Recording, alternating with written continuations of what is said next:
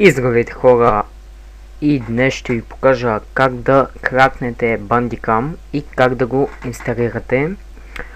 Значи българския Bandicam ще ви покажа. Значи го сварите, цъкате Download и го тук. Също може да си го закупите, но няма смисъл. Аз сега ще ви покажа как да си го направите без да го закупите. Смисъл да не изписва отгоре Bandicam и така нататък.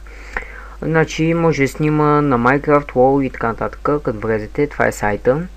Цъкате тук и го сваряте, но аз съм го сварил и няма ми трябва. Така, отварям разни буклучаци. Ето го. Само по-бързо си направя мишката. Я да видя. Да. Така. Цъкате да. И тук ви изписва на какъв език искате да е. Аз избирам българския. Ако по-слабо да я направя, готово. Така. Лице, сала бала, цъкате готово, напред и тук си избирате къде искате да ви е. Аз избирам в дето, там винаги си инсталвам тия неща. По принцип е по-хубаво в C, но в дето ме C-то не искам да си го трупам, що в рапса ми е там.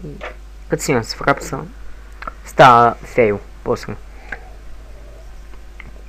Така, стартиране на Bandicam, няма да го стартираме, за да инсталираме крака.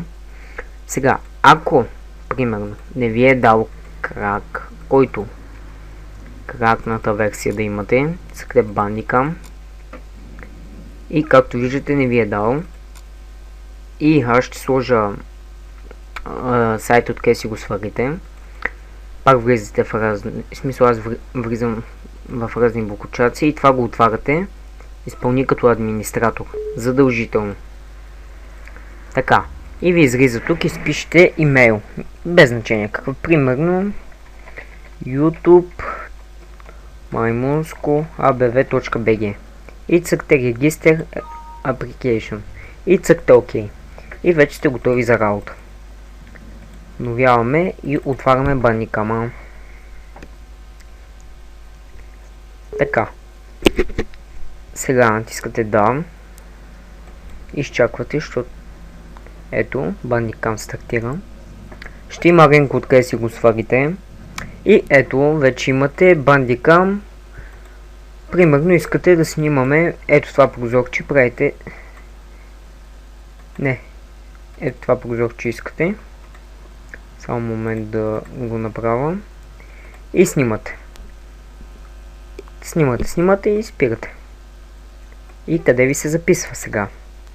Цъкате файловете, ето, пусни и сега няма да изписа отгоре Bandicam.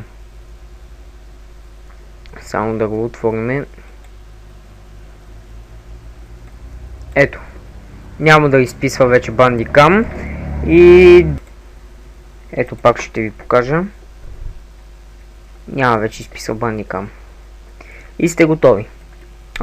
Значи това е от мен. Дано ви е харесал, дайте лайк и да, всичко е готово вече, няма смисъл да бавяте настройки и така нататък. Можете само, примерно, ако искате, тук и да си изберете, в смисъл това трябва да го направите на микрофон, мисля, че беше. Да, и вече тук може да си избирате къде си го запазвате, лого, какъв цвят, веб камера, видео размер и така нататък. И това беше от мен, дано ви е харесало, дайте лайк и чао!